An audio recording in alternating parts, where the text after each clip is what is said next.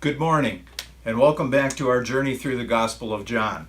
We're continuing in John chapter 4 today.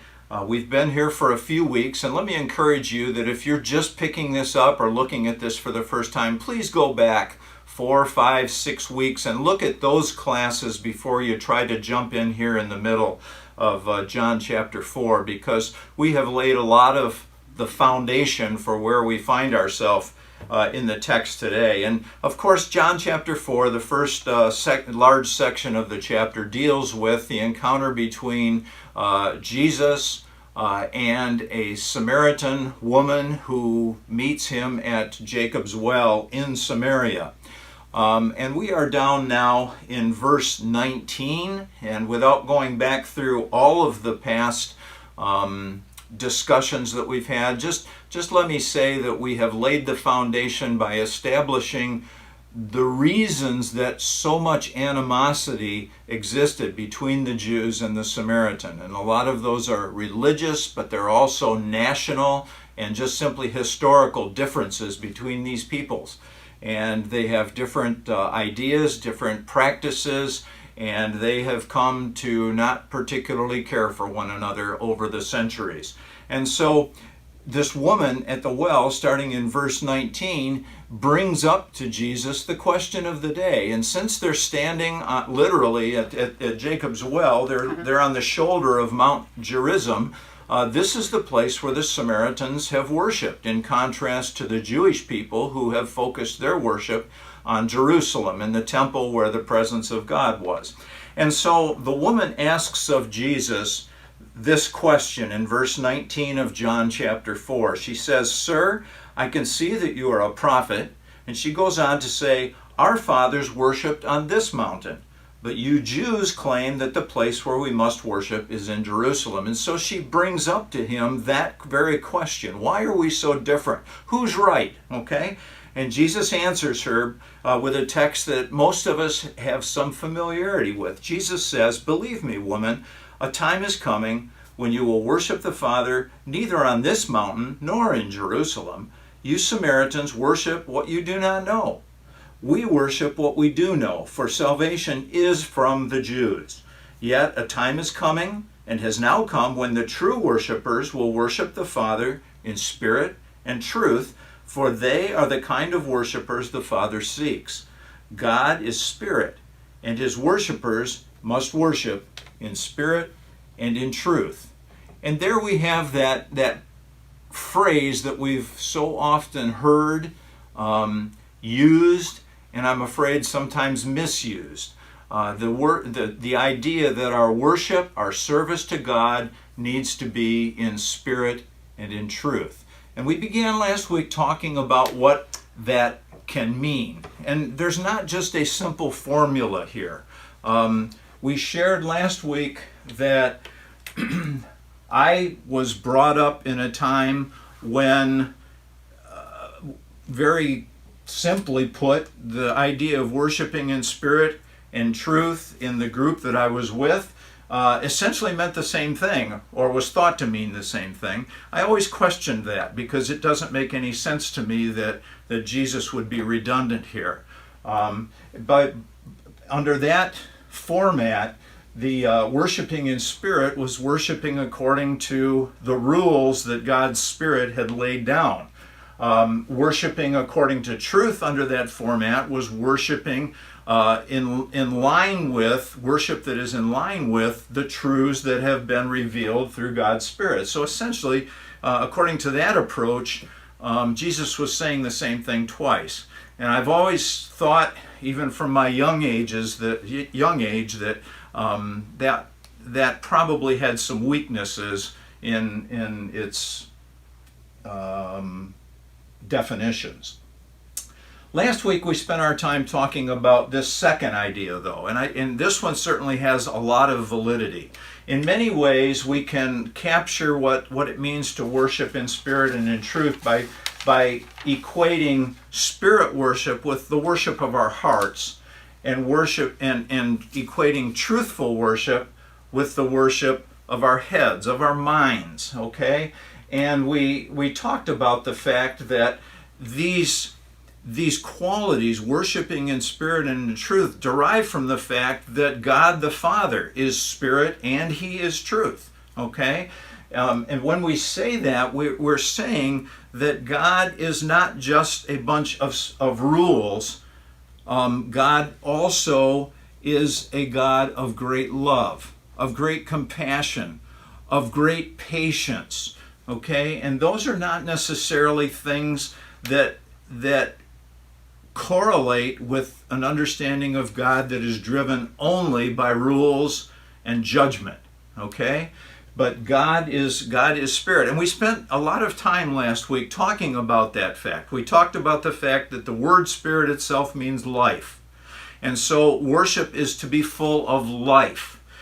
We talked about the fact that there is a way to honor the spirit of the law that's not necessarily different from, but it sets up a different priority system from honoring the regulations of the law. So there are the details of the law, but then there's also the spirit of the law.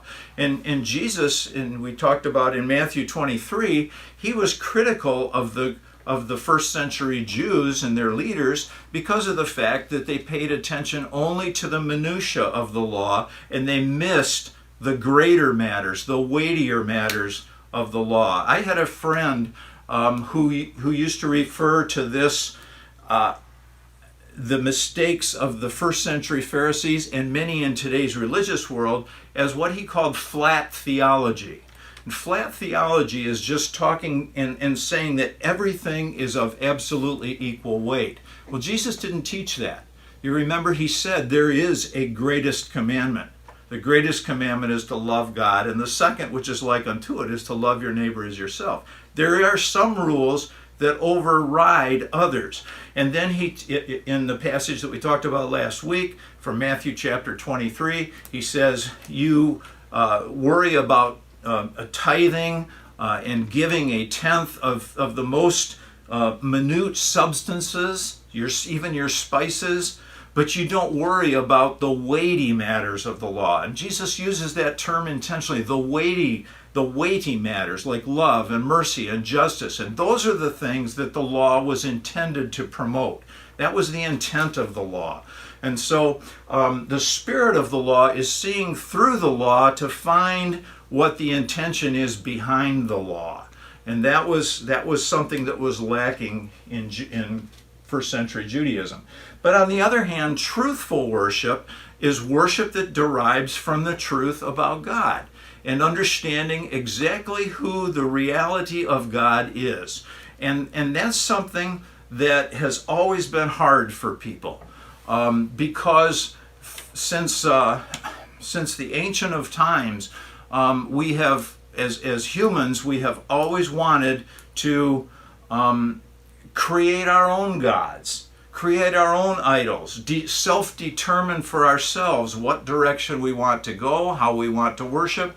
And so the Old Testament is just filled with passages from the prophets where the prophet will warn the people of Israel because you're trying to worship somebody that it just is made of wood. They don't have any life in them. And that derives from understanding the truth about God, who God really is and what his truthful nature is.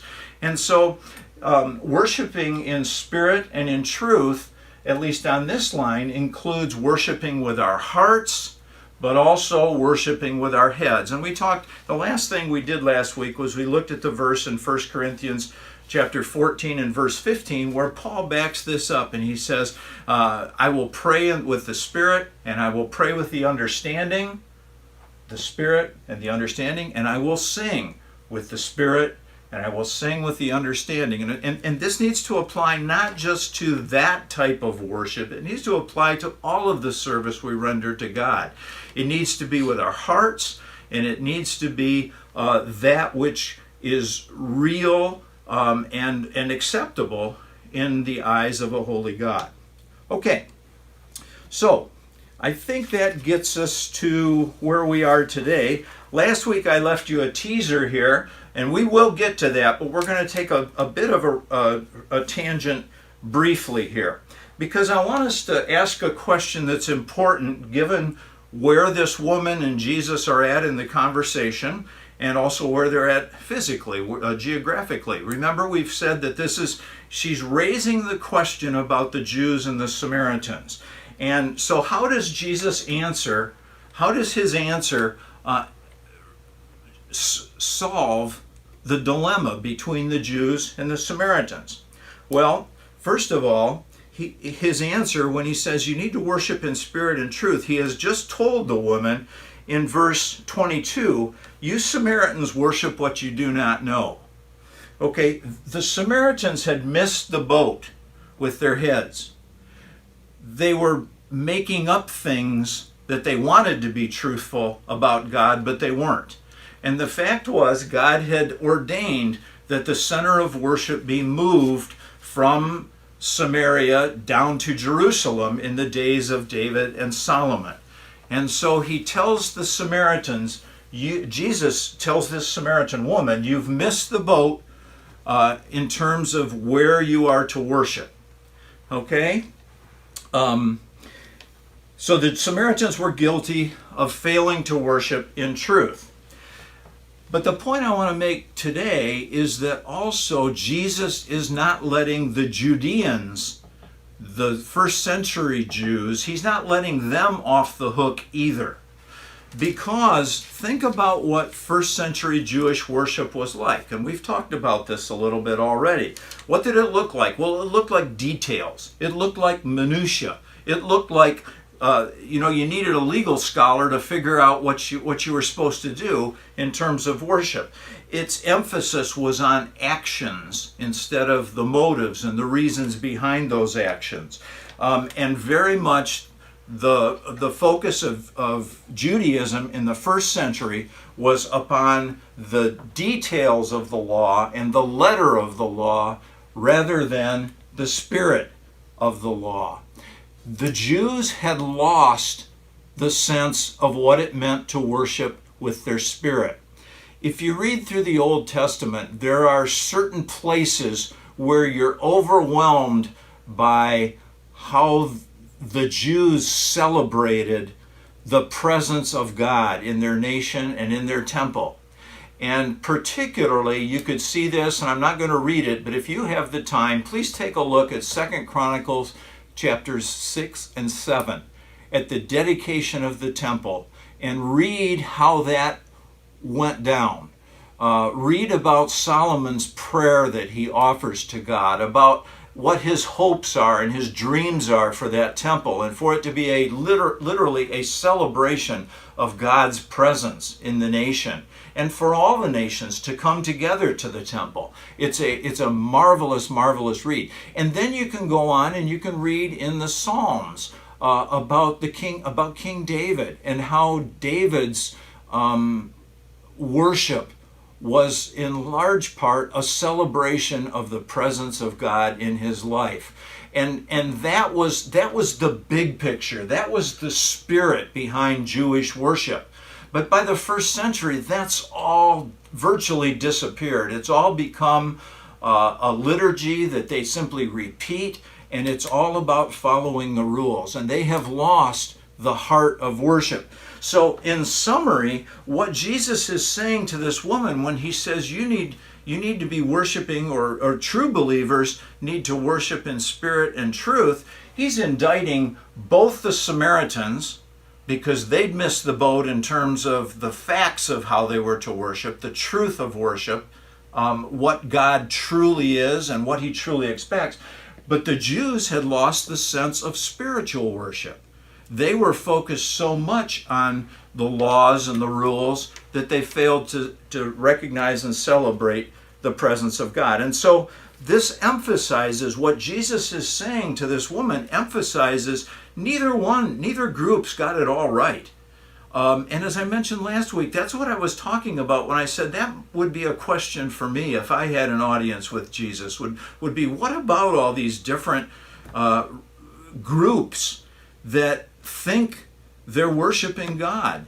And I suspect that he might have a similar answer to me as he did to this woman, that nobody has it all right. And this sets something up, that there has to be this balance between worshiping with our hearts and worshiping with our heads. Head worship, if carried to the nth degree, becomes dull, it becomes stale, it becomes judgmental, it becomes negative. And it's all about, do you fit in here or don't you? On the other hand, heart worship, if it goes to the nth degree off in this direction, it starts to look like just the experience of the moment. There's not a sense of commitment, there's not a sense of reality, there's not a sense of correction. And those things are all necessary on both sides. And so this balance between heart worship and head worship is important for us to maintain. And the reality is, we all, not just as groups, but as individuals, we all favor one of these or the other. And that's an important question for you to consider, is which side of this balance do you most easily fall on? Okay? There's going to be one side of that is just simply easier and more natural for you. And as a result, we tend to look down at those who are wired the other way. So what my suggestion is consider, if you tend to be more of a heart worshiper, then you probably need to focus more over here. And think about, okay, what's it mean to actually celebrate the reality of God and not just be caught up in the moment and in the experience. On the other hand, if you're this person, the head worshiper, then you probably need to grow in the area of spiritual worship and getting your entire spirit involved. And of course, when we're talking about worship here, we're not just talking about what happens between 11 and 12 o'clock on Sunday morning. We're talking about, what's your service to God look like from day to day and moment to moment. That's really what we're talking about here. In terms of things. Now, Jesus will go on in the book of John, and he's going to talk about this balance. It's not going to come up in these same terms, but think about it. In John chapter 5, he's going to accuse the Jews. He's going to say to them, you study the scriptures in such detail, you're such head worshipers, that you fail to see me standing right in front of you. Okay, they're so focused on the minutia, on the letter of the law, that they fail to see the incarnate law right in front of them. Okay, in John chapter 8, Jesus will show mercy to a woman who has been judged and already found guilty by a bunch of head worshipers. Okay, she's going to be found, they've already found her guilty of adultery, and he offers her a whole new life.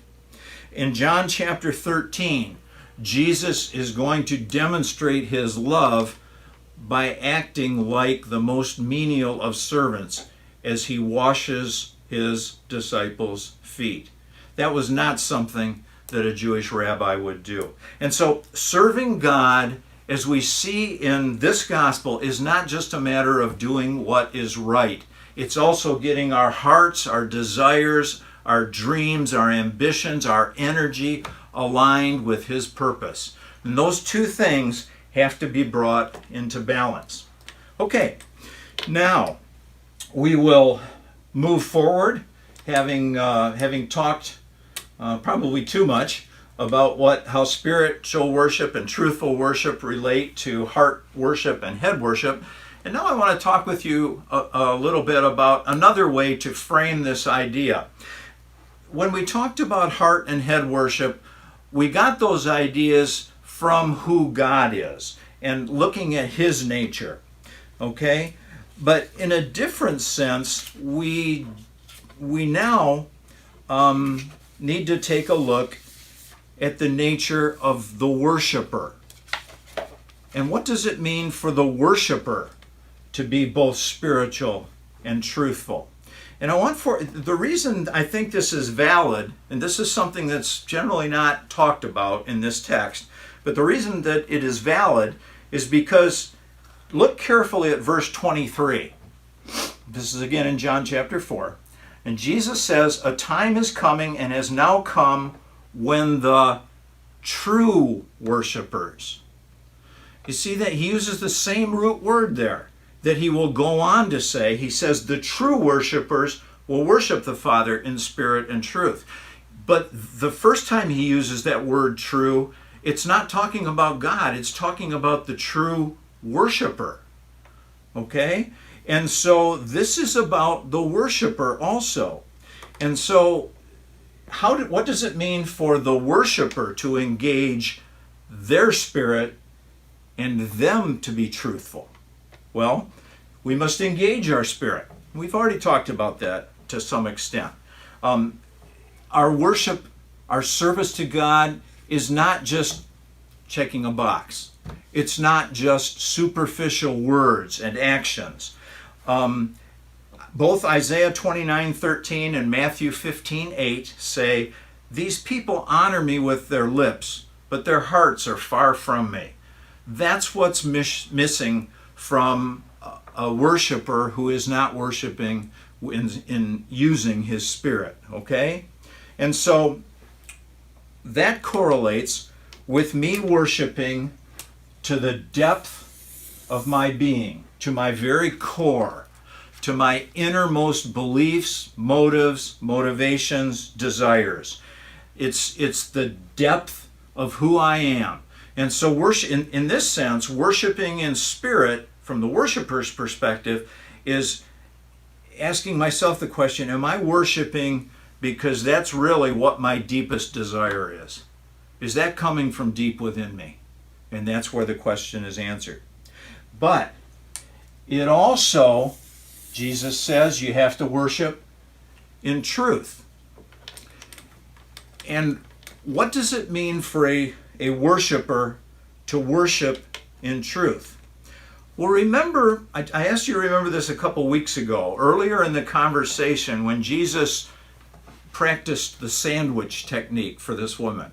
And you recall I said the sandwich technique is when you have to deliver some difficult news or bad news, but you give a compliment, and then you give the criticism, and then you come back with another compliment.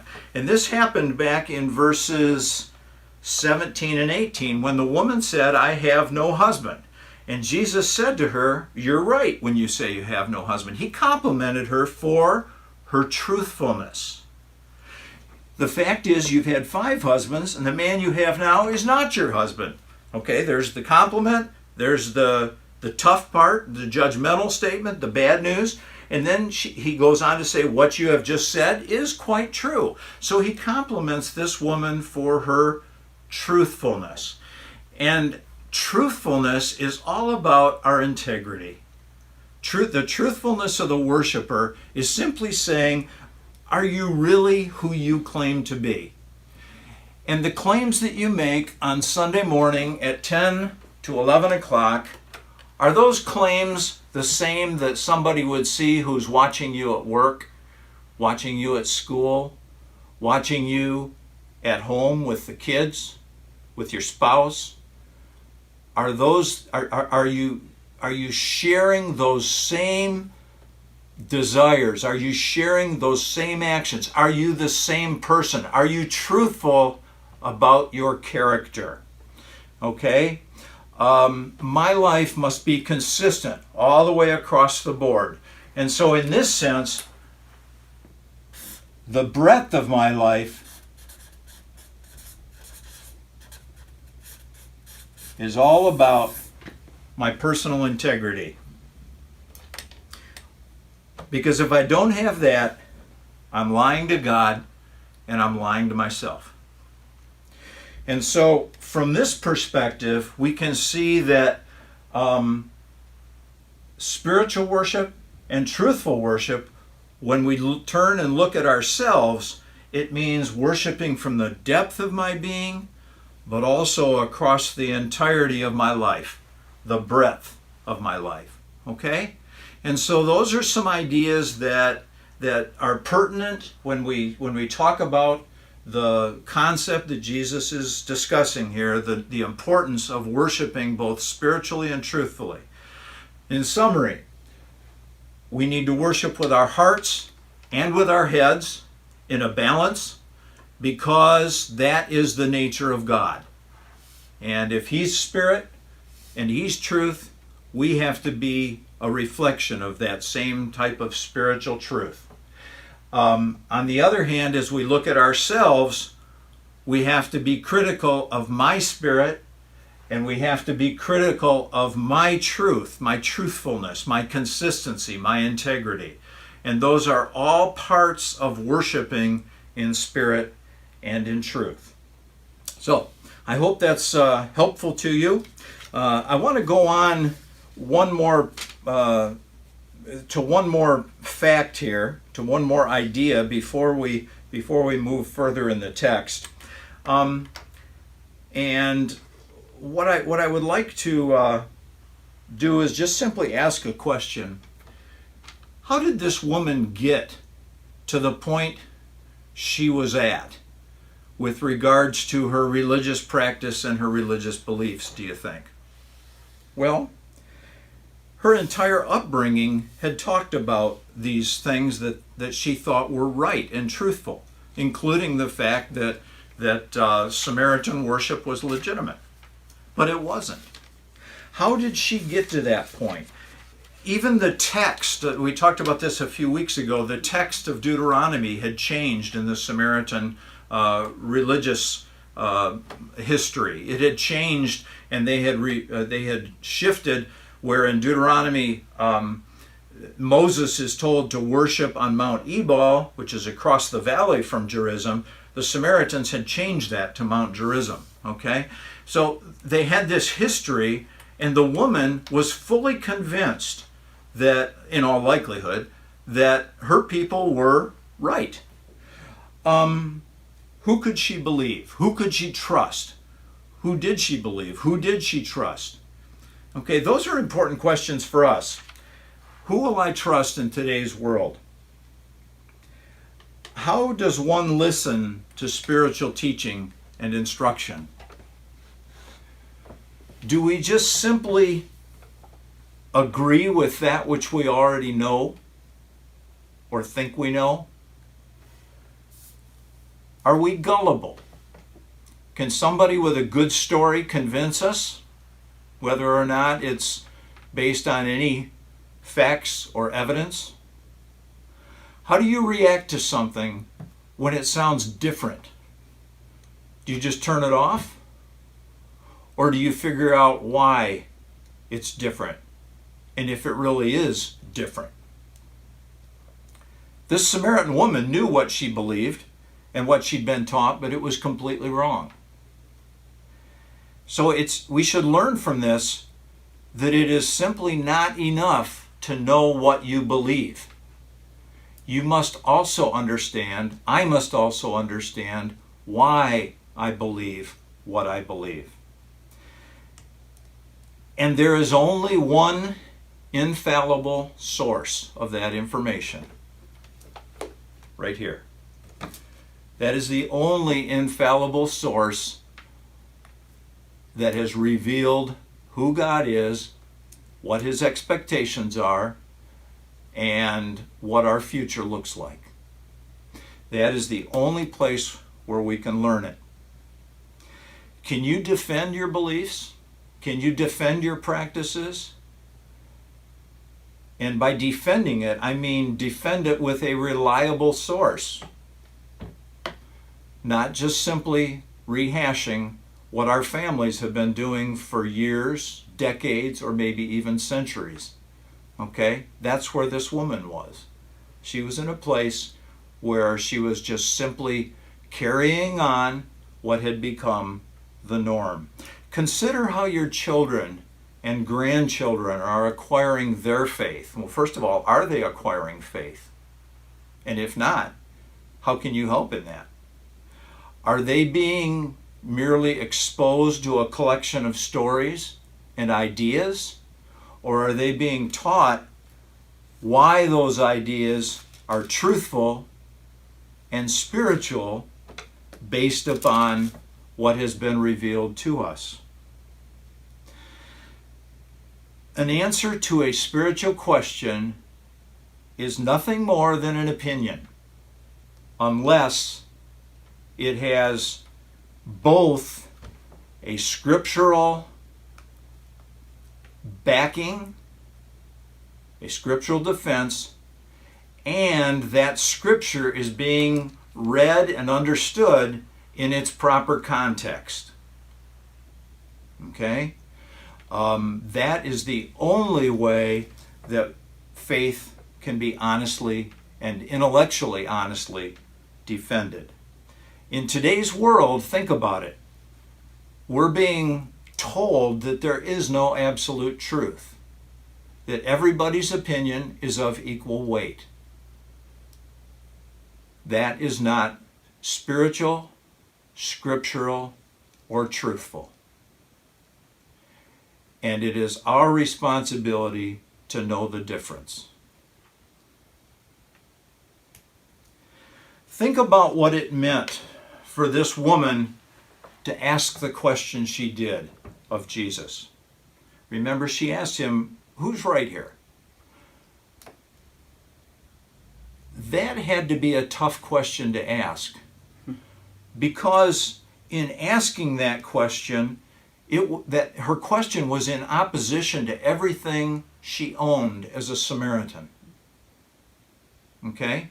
That question was a question that, in just simply opening the door of possibility, it was something that could be viewed as dangerous or threatening. But this woman had the courage to ask the question and then get the answer. If she never asks the question of Jesus, she never gets the truth.